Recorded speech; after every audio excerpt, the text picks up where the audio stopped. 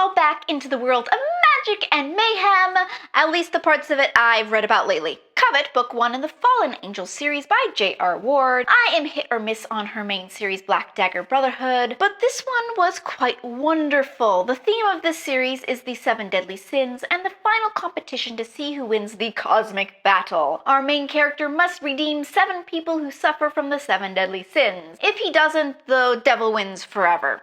I love the idea of the existence of an overarching main character coupled with a new cast of supporting characters with a new 7 deadly sins storyline in each book. This book was really quite fun. The Darkest Secret by Gina Showalter. This is book 7 in Lords of the Underworld. This one is about Amun, something like that, who holds the Demon of Secrets. So he can't really speak, else he'll just spew out all the secrets he's plucked from all the minds around him. So he does sign language instead, and then he meets Haiti, whose mind he cannot read, but she's one of his sworn enemies.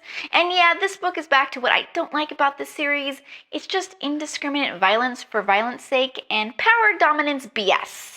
But moving on, I really love TheEnv Chronicles by Joss Ware, which is about a post-apocalyptic Las Vegas and the surrounding territories. I finished reading this series a long time ago and have been really missing it, but I found a novella that I hadn't read in the series, Tempted by the Night, which is about a small town. Luke left town and he realized he was engaged to the wrong sister. Fast forward and he's back and on the run from bounty hunters. I think I would have liked this novella much more as a full-length novel. It just didn't really feel like a fully developed, complete story, but it was fun to be able to dive back into this world, and maybe I just need to go back and reread the entire series very soon. Shadows End, Book 8 in the Elder Races series. In this one, it's about a centuries-long forbidden love affair between Elven High Lord's consort and Raiden, who is a mythical griffin. This series is hit or miss with me, and while I liked the concept of this book quite a lot, the execution was just really meh.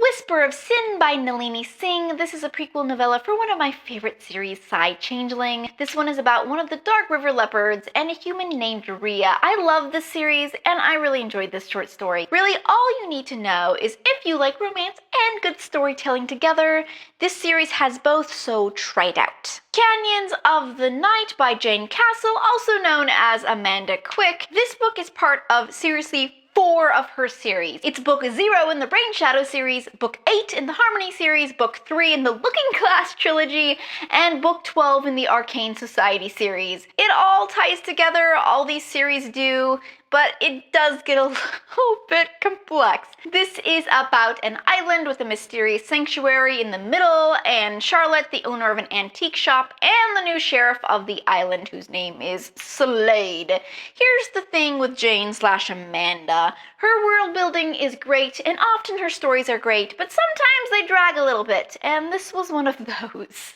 I am now officially caught up on one of my favorite series, Charlie Davidson by Dorinda Jones, with The Dirt on Ninth Grave. This was just published at the beginning of this year, and it shakes up the story universe by giving our main character amnesia. I know it sounds cliched, but the problem with the long series is that it can be hard to shake up because you've established a level of trust and camaraderie between your main characters, which is very lovely, but it doesn't lend itself very well to story tension and plot conflict. So, if you take your main character, make all her friends and family total strangers again, and voila!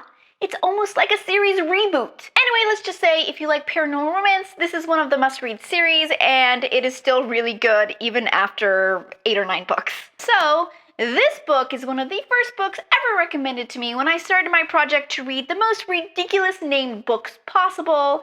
It is Hedging His Bets by Celia Kyle. Super short, it's like 69 pages if you have a yen to read it. Okay, so that title isn't that ridiculous, but consider this. The hedging part is a pun on the fact that he's a hedgehog. A were-hedgehog. I repeat, a were-hedgehog. A were-hedgehog who has a crush on a bartender for months, so when he finds that she rescues pet hedgehogs, he sees his chance. He pretends he's a hurt hedgehog and gets her to rescue him. You know, I can now say I read a book about were-hedgehogs, but that's about the best I can say about this book. It was 69 pages for the bragging rights of saying that I have read a book about were-hedgehogs. That's pretty much it. Okay, so tell me the books that you've read that have ridiculous titles, but are also just really, really good books, because I love ridiculously titled books, but I'm really sick and tired of reading really, really bad ones. Oh, and if you have any paranormal romance recommendations, throw them down below as well.